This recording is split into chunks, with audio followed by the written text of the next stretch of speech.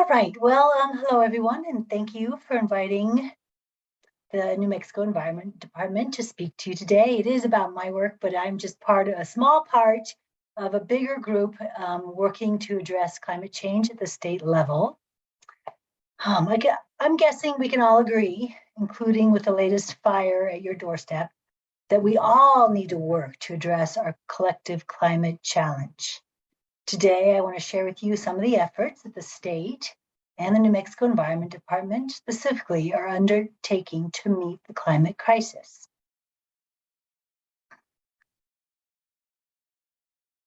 Here's what I'll be covering today. I'll be covering the governor's executive order, New Mexico's 2018 greenhouse gas emissions profile, our emission achievements so far, where we're headed, and I hope to leave plenty of time at the end for questions so that you can dive into topics of specific interest to you.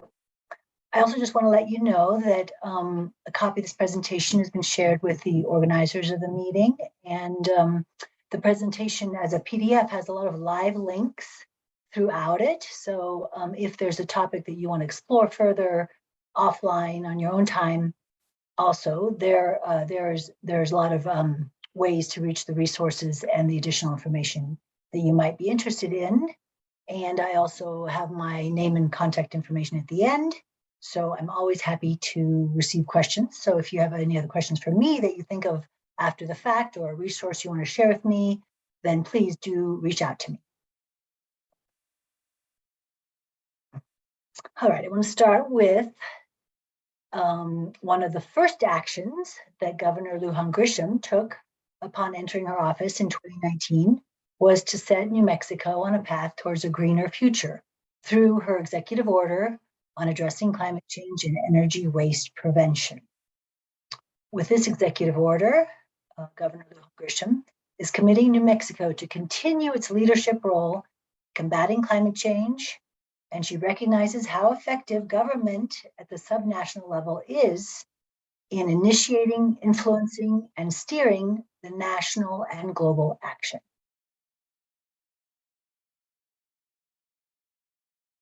The governor's executive order is grounded in the most current science.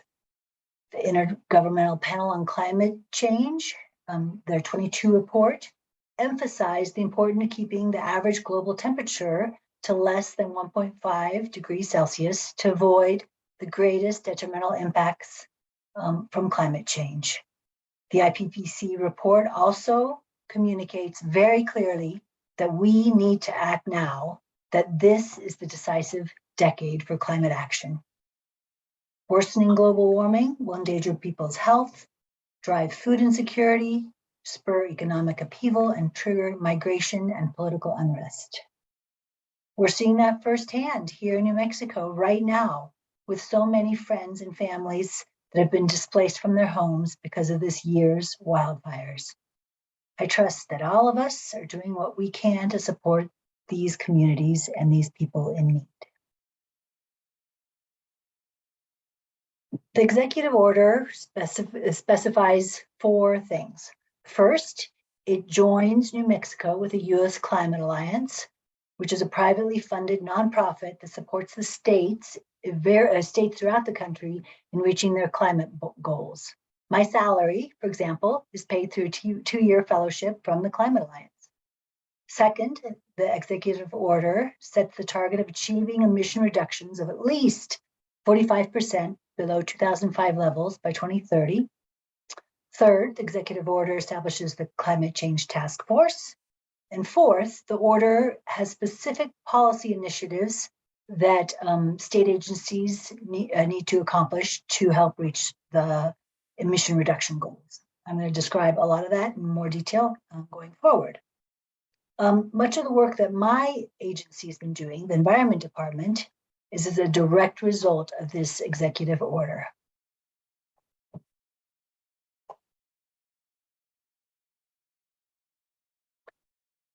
The Climate Change Task Force.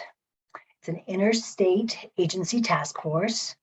It's chaired by the Energy, Minerals, and Natural Resources Department Secretary, Cottrell Probst, and my secretary, Secretary James Kenney. The task force meets about quarterly, and we have regular participation from anywhere from 12 to 18 agencies, including general services, health, transportation, tax and revenue, finance, tourism, economic development, agriculture, and the Office of the State Engineer. The task force develops policy for state government climate actions through public outreach with stakeholders and statewide planning. The task force reports its yearly progress in annual reports. We commission studies, analyses, and create partnerships with other organizations and academia to create cutting-edge climate research and actionable information. The task force is also spearheading the integration of equity into state government climate action. Much of the work of the task force on emission reduction strategies and resilience is done through climate action teams, represented by this icon here, which develop and implement strategies inside state government.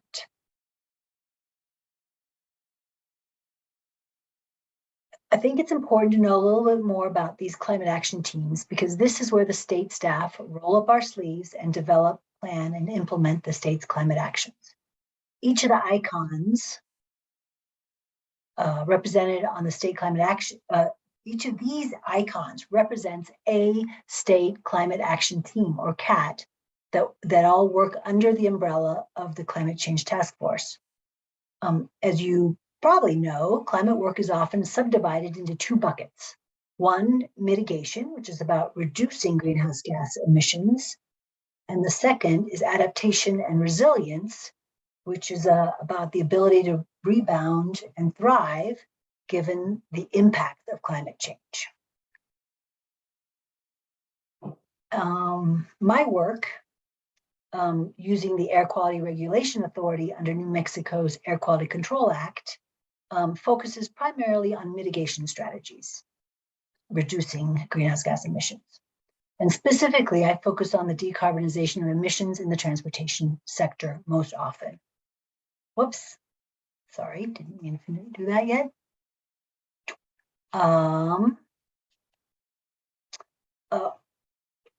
Work in both categories is important, and the state is working in both areas.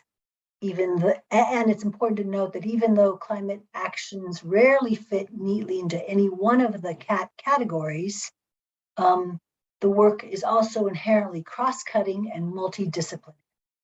So for example, we all want the climate actions to consider how the economic transition away from fossil fuels can provide job opportunities and bring more equity to traditionally overburdened communities. We also want all the policies to consider how to protect and build on New Mexico's rich cultural heritage. Now I'd like to take a moment to present New Mexico's greenhouse gas emissions profile. Following the motto that you can't document change without measuring where you are, in 2020, the Climate Change Task Force team worked with Colorado State University and expert consultants to develop a 2018 greenhouse gas emissions inventory for all of the state's emissions, subdivided into economic sectors. As this pie chart shows, the oil and gas industry contributes to more than half, at around 53% of the state's emissions, followed by transportation at 14% and electricity generation at 11%. My understanding is that locally in Los Alamos County, your source of power is hydroelectric, and I don't believe you have any oil and gas industry, so the profile of the statewide emissions do not necessarily reflect your county's emissions profile. I suspect that in Los Alamos County, transportation is probably the largest contributor to your greenhouse gas emissions profile. And that's also true nationally, where transportation covers the largest part at about 25% of the nation's emissions. The 2018 study helped New Mexico understand where the 2005 starting point is, which is around 75 million metric tons of carbon dioxide equivalent. And the state of the emissions in 2018 at around 113 million metric tons, shown here at the peak of the graph. If the state does nothing, the emissions are projected to follow this blue line, which we call the business as usual possibility. The light blue wedge shows the projected emission reductions in the states as the state implements the climate policies outlined in the governor's executive order. And note that this brings us back to about the same level of our starting point in 2005. Now, looking down at the brown line, it's also important to note that while our current policies will make a significant dent in mitigating the state's greenhouse gas emissions by 2030,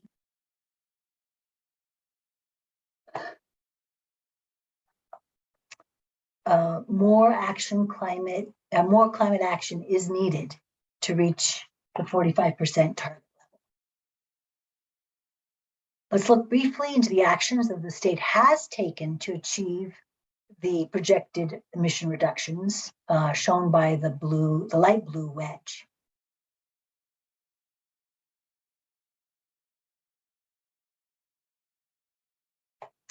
The state has been busy since 2019. And here's an abbreviated list of the actions that the state has taken. I apologize for the small font. And as I mentioned earlier, all of these that have the blue font mean that there are active hyperlinks that you can use if you want to learn about any one of these.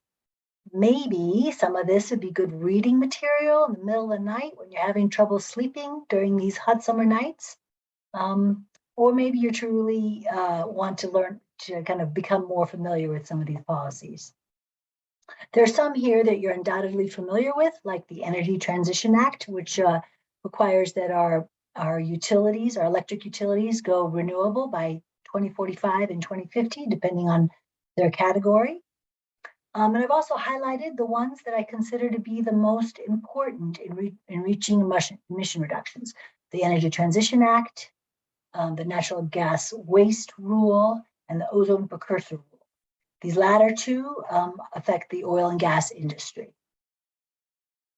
The policies that we put into place thus far will result in a whopping 31 million metric tons of reduced carbon dioxide equivalent by 2030, about the same as taking 7 million cars off the road every year.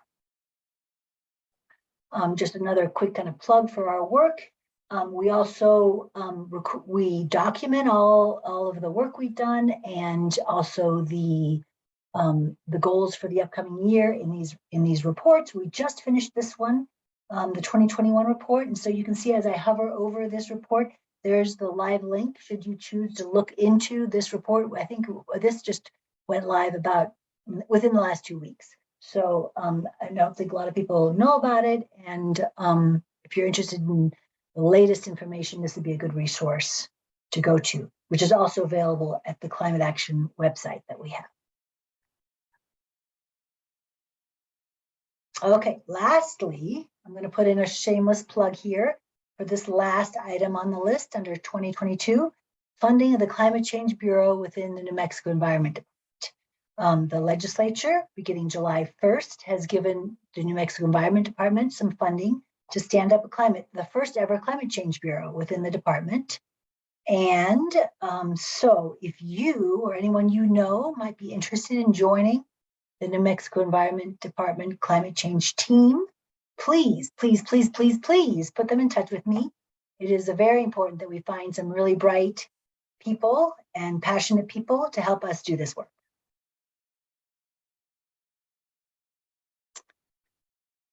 I'm also not going to go into any great detail on the items on this list. In fact, I'm not even going to read them, but I just want to note that these are the types of actions, the ongoing work within the Environment Department that are addressing climate change. And specifically, were Felicia Orth here, but I don't believe she is, She was recently the hearing examiner for us on the adoption of the Clean Car Rule, which was passed about a month ago by both the Environmental Improvement Board and the Albuquerque equivalent called the Albuquerque-Bernalillo County Air Quality Control Board. All right, the last section of my presentation is where are we going? This is another way of showing our 2018 emissions, shown in this brown block, and where we need to be headed, which is the brown block on the right. The solid blocks in blue show the emissions we've achieved, and right now we're in the process of developing the actions that we believe can achieve this 17 million metric ton reduction and put those into place. And so that's what I'm going to talk about next is our process of identifying what these climate actions are. And we're in the process of developing a climate action plan, which is both an internal and an external process. We started by a year ago convening a group of community-focused stakeholders and developed climate equity principles, which we consider foundational to the entire body of the planning work. By using these principles, we want to ensure that the climate strategies going forward provide benefits to the overburdened communities and help address economic and health inequities in the most vulnerable New Mexican communities and populations. We're just now wrapping up a process with the technical advisory group, which reviewed a set of climate actions that we have developed and proposed through the climate action teams that I mentioned earlier, which was this kind of internal work of developing these policies. And we're also simultaneously making sure that we engage with the tribal pueblos, tribes, and nations as we do this work. And we're also very interested in having conversations like this with you today to talk about what we're doing and to get feedback on the climate actions that we're taking.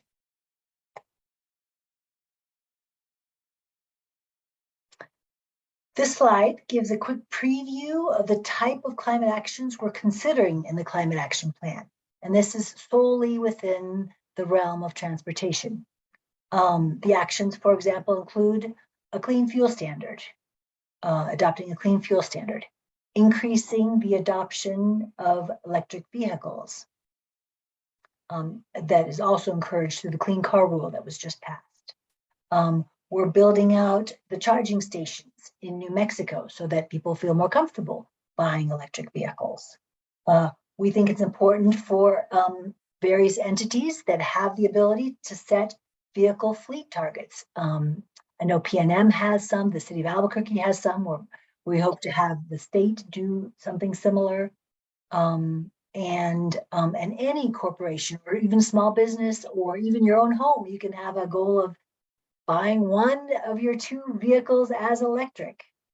We want to increase consumer education around the electrification of transportation. And we feel like it's important to revamp the road funding that pays for the road construction and maintenance, which right now is entirely based on the gasoline tax. In the Climate Action Plan, each of these topics will have a greater detail on what the specific goals are and what is needed to reach those goals. It could be legislation, rulemaking, funding, additional resources, roles for local or federal collaborators, and other partnerships. And I say or, it's probably and. We really need almost all of those pieces to make any one of these climate actions successful. What's a little disconcerting, after doing all this work and coming up with all the strategies that we feel are ambitious already, we still have a gap that gap between where we are with our current planning effort and where we need to be. And so we still have a 16 million metric ton gap. Thus, we need to be more ambitious. We need additional climate actions. We need to increase our collaborations with partners. We're just not going to get there alone, and we need all of us to be working to get there collectively. So that's the end of my presentation. I want to thank you again for inviting me today. Let's see, what time is it? How long did that go? Oh yeah, about 20 minutes, so it leaves us plenty of time. I hope you've gained a better understanding of what the state is doing to address climate change and how we are planning on investing in the future to reach our climate goals. And here's my name, title, phone number, email, in case you want to reach out to me, and also in case you want to refer someone to me who might want to join our team. I look forward to a lively discussion. Thank you, Claudia. And I want to just explain to everyone, because if you're looking at the chat, Claudia is checking with her, I guess I'll call them superiors, to make sure that it's okay for her, for us actually to post this. It has been recorded, but we're not going to post it until we hear from her that it's okay, because we don't want to get her fired. Is that not okay? Yeah, I mean, Yes, please. I like my job. Yes, exactly. So I have a couple of things in the chat.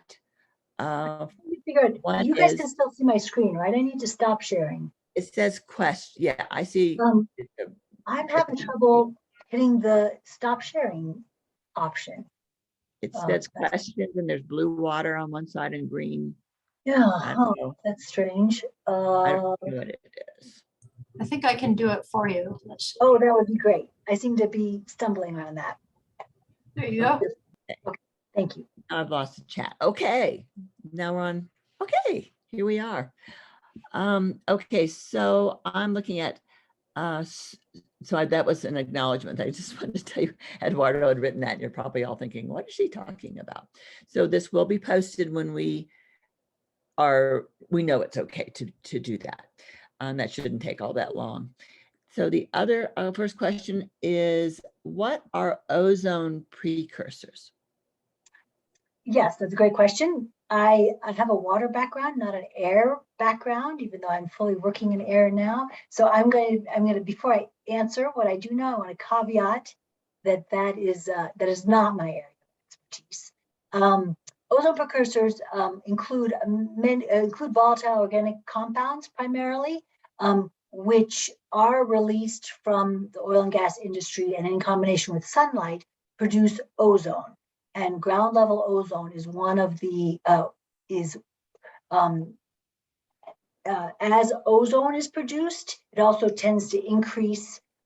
It's associated with methane release too. So when you have a lot of volatile organic compounds that result in ozone, it also means that the facilities that are releasing VOCs, as we call them, are also releasing methane. So while we're not directly regulating methane, we are regulating a source of ozone that will de facto also regulate methane.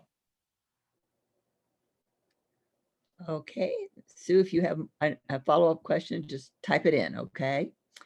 The next one, can you discuss the work with the oil and gas industry to reduce methane emissions, which is sort of what you talked about? Are they interested, or are the economics of these changes too daunting for them? That's a great question. And I will start by first describing that there are really two agencies that have now passed rules that require the oil and gas industry to regulate their processes that will result in methane reductions. So the Energy, Minerals, and Natural Resources passed methane waste rules that require the capture of 98% of the product throughout their processes. And so the changes, I think perhaps the oil and gas industry would say that change is daunting. And it has been done in a regulatory way, right, with rulemaking. So there were long opportunities for all the stakeholders involved to present their case, and then ultimately the Oil and Gas Commission, in this case for the energy waste rules, the methane waste rules, to decide what was appropriate, balancing the public health impacts, the climate impacts against industry costs, right? Those are all factors that have to be presented during the rulemaking. So that's the Energy, Minerals, and Resources side. The New Mexico Environment Department passed the ozone precursor rules, also through a regulatory process, very similar rulemaking, and the oil and gas industry participated very extensively. And the rules that were passed hopefully are reasonable and are required. Okay.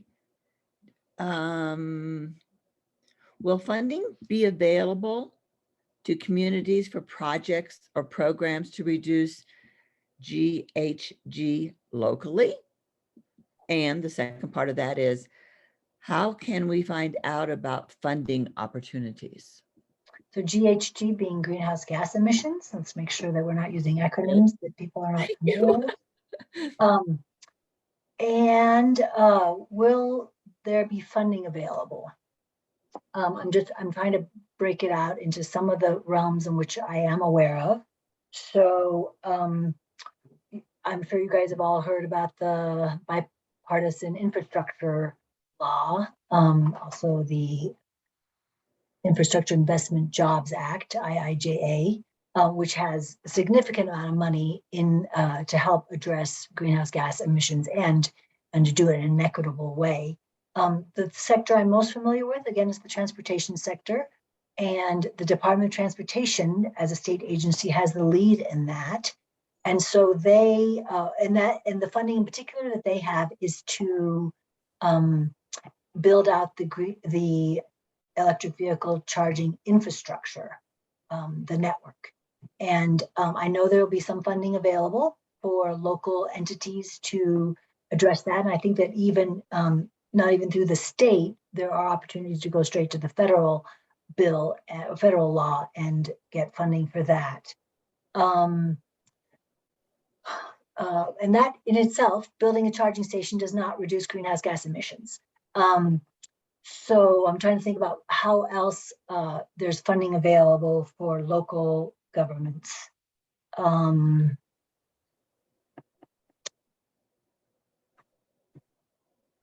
I'm going to have to take a pass on that. I mean, the bill I'm talking about, the law I'm talking about, is so new that we are all still trying to figure out what the resources are and how we're going to either be passed through agencies or directly connect local governments with the money. It's certainly something that's in the forefront of the governor's mind. It's the forefront of all of our agencies. You know, we all have agency staff dedicated to doing that. And as to the question of how can you hear about those opportunities, I would suggest that you send me a quick email, and I will just make sure that as we understand programming that's rolled out for that, we can put it in your hands, and then you can distribute it to whomever you think will be could use it on the local community end. So Claudia, let me just, since I'm the moderator, I get to interrupt. So this is great. And so if one state, i.e. New Mexico, were to get a person as governor who did not believe that climate change is caused by man, would that money still be there? The money from the federal government would still be there, yes. It would be more difficult to get it. Well, I think I wasn't working for the Environment Department at the time, but certainly one of the impacts under less climate-friendly administrations is increasing vacancy rates, and so the ability of staff to help be the connector between the available federal money and the local communities. Don't know if that would be an issue or not. it's always a question what's going to happen if as the administrations change from, from one governor to the next. They always have different priorities, and there are impacts to the kinds of services that we provide based on those administrative changes. Just was checking on that. Okay, so LANL, the lab, is working on hydrogen-fueled commercial vehicles. Is anybody with the state also working on this technology? Great question. We love having partners like LANL. If you're asking on the R&D side, no, we don't have research and development the way that the labs, do and are essential in serving that function. We are certainly trying to play the role of how do we take the technology that's developed at LANL and put it on the road. That is more fully in our bailiwick. And so some of you may know that the governor supported a Hydrogen Hub Act bill in the legislature that did not make it. And that would have, for example, provided some opportunities for partnering with private industry, public-private partnerships to put those cars on the road. The governor also signed an executive order after the legislative session, so in March, about her support of hydrogen. And New Mexico joined 3 other states in a memorandum of understanding, those states being Colorado, Wyoming, and Utah, to develop a hydrogen hub within those 4 states. And the fueling of long haul vehicles, the big semi trucks with hydrogen, I think is a perfect example of how hydrogen fuel cells in combination with a hydrogen hub, meaning the source for it, the storage of it, the fueling of it, and the use of it can all be developed in collaboration with other states. There's been quite a discussion about the hydrogen hub and whether it's a good thing or not. With the legislature and a sitting legislator trying to get rid of 4 other legislators, so because she wants to pass that bill. And honestly, I just have to say I don't understand it. So do you think that the hydrogen hub is a good thing? It uses up a lot of other things. There's goods and bads about everything, to be honest, but just in your opinion. I think that something to remember about hydrogen is, and the hydrogen that we're supporting the state is clean hydrogen, right? There are many ways to get to clean hydrogen. It can even be derived from the oil and gas industry. And there are, so the focus is on making sure that the hydrogen we produce is clean. And there are different ways to get there. And there are different uses for it. The hydrogen world is vast. And so I cannot say I'm for it or against it, because there's too much there to be for or against. I just think it's important that we remember that as we develop hydrogen, we will only be supporting as a state industries that develop clean hydrogen, and that this is on the cutting edge of where we're headed. We don't know what use of hydrogen will look like in the future, but it seems like a really good bet to be included in that conversation and in that work, rather than be left behind and on the sideline. Well, that was good. I will just tell you all that I sent Claudia's email in the chat. So if you want to look at that, it's there. Next question. Is there a Claudia Borchert working for New Mexico on climate adaptation and resiliency for water issues? Thinking of future speakers. I don't know if that's just to me. It was to everybody. Is there one of you working on the water? Yes, there's the folks that work more on adaptation and resiliency are in the Energy, Mineral, and Natural Resources, which is really our sister agency and our close collaborators on all this work. I can certainly reach out to them and find out who might be available. The other person that I would perhaps suggest that you get a presentation from, but it might not be quite right yet, are the folks at the Office of the State Engineer and the Interstate Stream Commission. They're working on their 50-year climate plan. I'm sorry, 50-year water plan, right? And water often falls wholly into adaptation and resilience, although obviously there's a lot of, there are some emissions produced by the moving of water, you know. Anyway, so that's another person you guys might enjoy hearing from. And I don't know when they're going to be ready to be rolling out their plan, because they're still in the works. But that might be another good person. So maybe you As can, difficult as our emission reduction work is, I feel like the adaptation and resilience work seems even more difficult. So it's you know, it's so large and so all-encompassing that probably there's not just one person, there are many people, but I'll think about who might be appropriate for that. and maybe you can just email that to me. You bet. That'd be great. So, okay, so here's one question gone too late. Jody already asked it. Next one, green hydrogen takes water. Where will we get it? And I think we mean it as in water, Yes. because I'm looking for rain. That's an important question to be asking. And I'm not even, you know, people like to categorize hydrogen into the blue and the gray and the green and purple and all the other colors that exist. I'm not, I'm not an expert in hydrogen.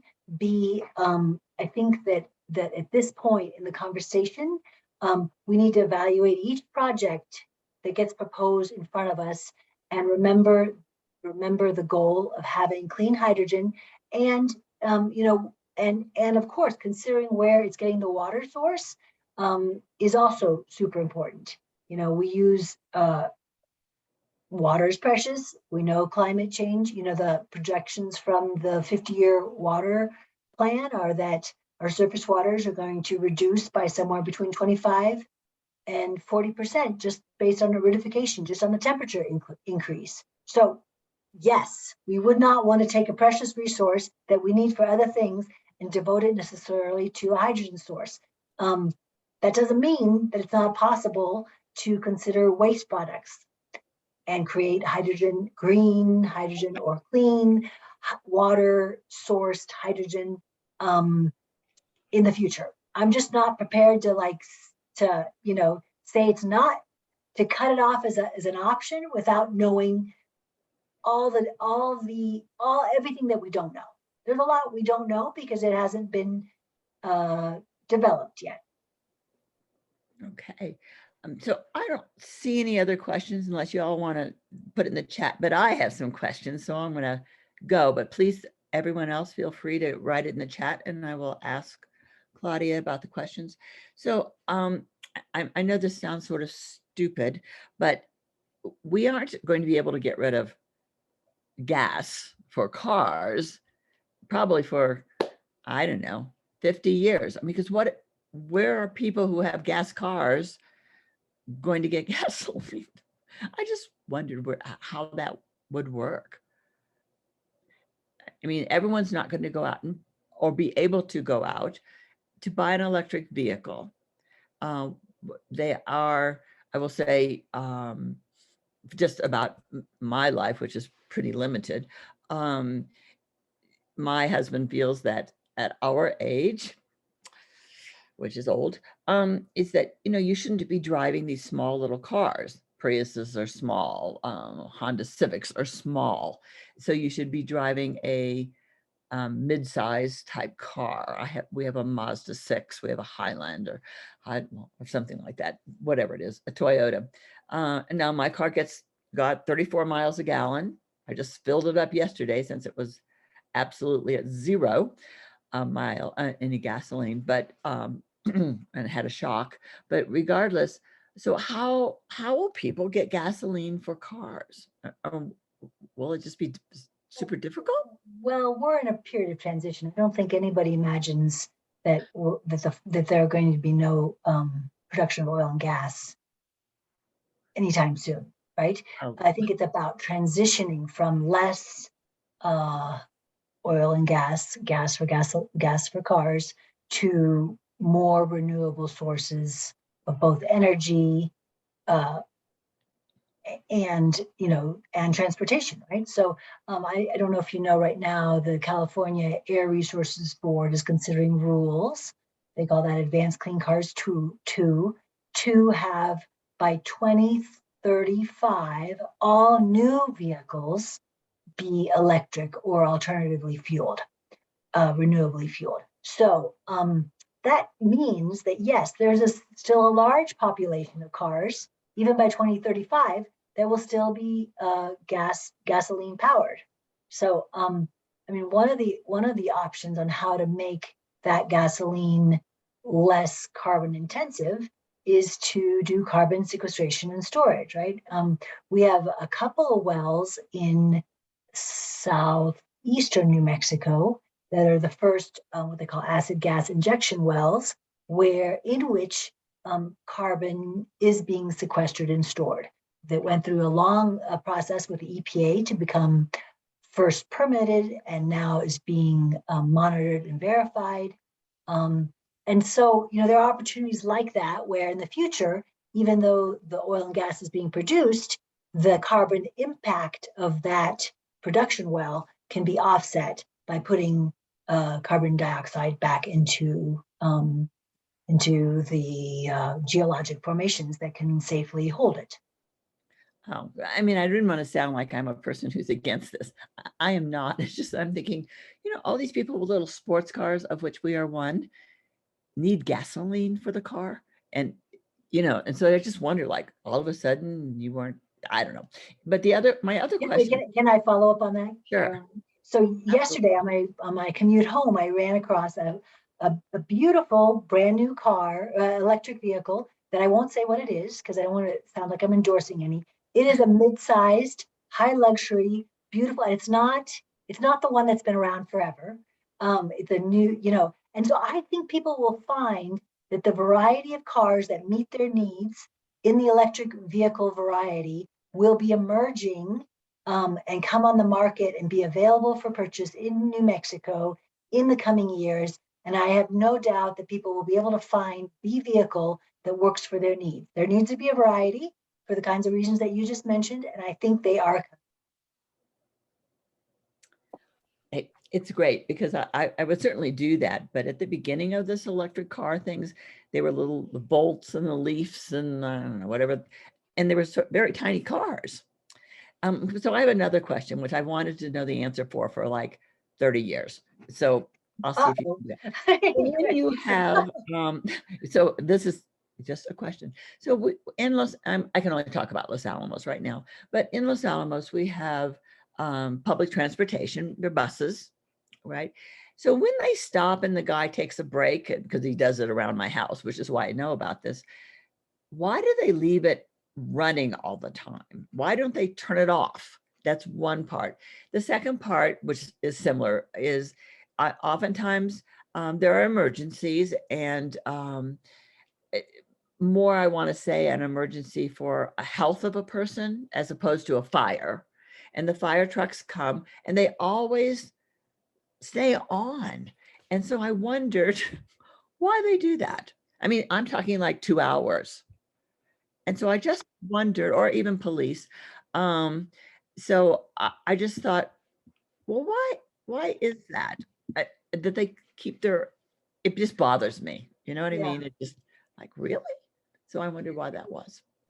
Before I took this job at the state, I worked for Santa Fe County as their sustainability manager. So emissions from idling vehicles, and we are mostly talking, well, it could be from any vehicle, but especially diesel engines, is a topic that we tried to learn more about so that we could see if we could reduce our own operational emissions by addressing idling diesel vehicles for, as you say, sometimes what seems like an inordinate amount of time. I'm not going to go into the safety realm of what emergency vehicles do, because I feel like I'm sure they have their own protocols and rationale for why a fire truck that is visiting a house as the, as maybe EMTs are seeing somebody inside might be running their engines. There might be that, undoubtedly there's a whole set of other reasons why that might happen. I think that I have found in my work that a lot of diesel engines and the drivers of the diesel engines idle because they don't actually know that they don't need to. A lot of the new diesel engines don't require idling, either for a long startup period or while they are perhaps not moving. But the education piece to catch the drivers up to where the technology is these days has not necessarily happened, or perhaps also the kinds of policies that the company or the local government, the park and ride, whoever it is, might do to ask their drivers to change their behavior. Those policies have not necessarily been set internally. There's work to be done there. Well, I'm not saying it out of anger either, because a neighbor passed away in his house, and I don't know, the EMTs were there, but then there were also, maybe this is just Los Alamos, I don't know, 2 fire engines, and they were there for 2 hours. And even the other, I don't know, a week or so ago, I was someplace, and I don't know what that issue was, but there was no fire. Let me leave it at that. So I just wondered, and I'm probably the person who would call and ask, by the way, and just say, I'm just wondering why that is. But I don't know. In fact, I know 0 about diesel, and maybe you have to leave it. But I know on one of our cars, 2 of our cars, the engine doesn't turn off when you stop at a stoplight, or you stop to drop somebody off, pick someone up. The new cars do that. Just the total engine turns off, and then you turn it on again, I guess. And I see that would be good in some ways, although you are also dealing with how much use you're turning this on and off with. It's like there's really 2 sides to that. But so that's just why I wondered about that. I wondered about it for years, so now I should really go do something about it.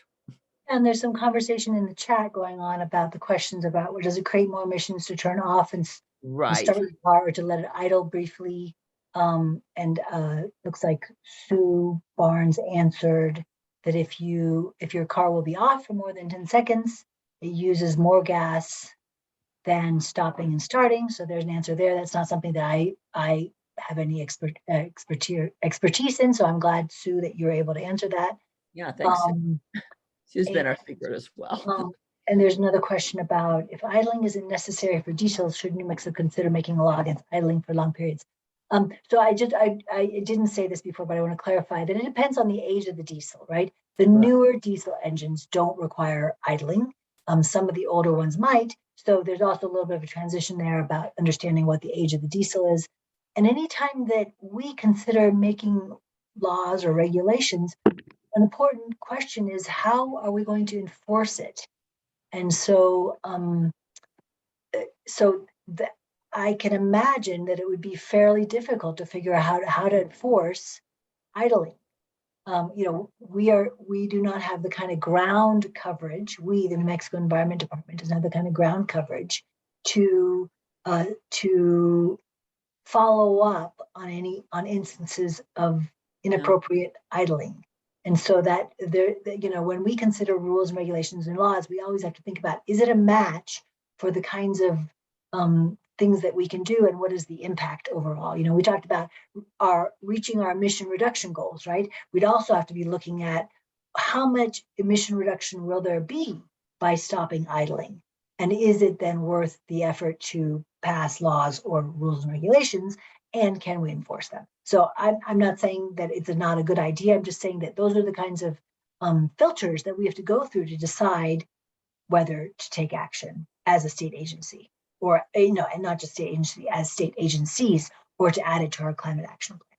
Yeah, and Sue has added, and I will say, I would think it's some part of education, because people don't even think about it. I mean, it's embarrassing to state how many things I never thought about doing, and I do it now. You know what I mean? Like, duh. But also, Sue, I guess, is saying most LAC county departments, DPU, et cetera, have anti-idling policies. If idling of county vehicles bugs you, that would be talking to me, report it to the appropriate department. And Angelica had a good question in the chat a while back that I guess I missed about an upcoming county study. So yes, I just missed it. Akana, can you read it? Oh, here it is. The county is going to conduct is that it? I'm sorry, Angelica, GHG emissions baseline study. Would you recommend that both consumption-based and sector-based studies are conducted, or is one better than the other, than another?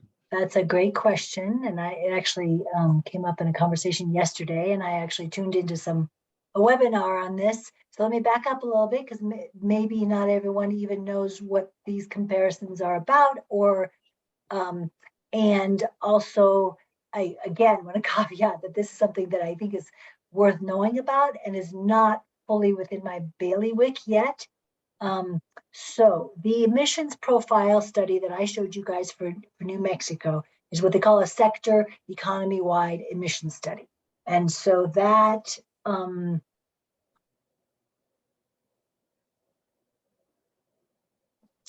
doesn't cover the impacts of emissions that leave the state and that come into the state. So for example, food, right?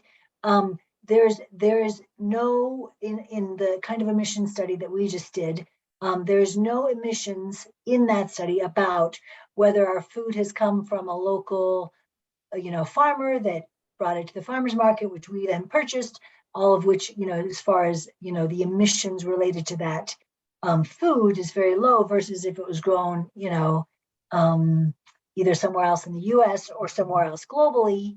And that is more of a consumption type emissions analysis when you think, for example, and food is one of the big ones, food and waste, that when you do the kinds of inventory that we have done does not, it doesn't account for these kind of emissions from food. For us too, for example, when we produce oil and gas and then export it, which most of our oil and gas does get exported, if not all of it, because we don't have a refinery in the state. We have one refinery in the state. Then the a consumption kind of based analysis would also have us having to account for the fact that the emissions, the oil and gas we produce in the state are consumed elsewhere, and we have to account for that use in our emissions profile. So to the question of the fact that would I recommend you do both?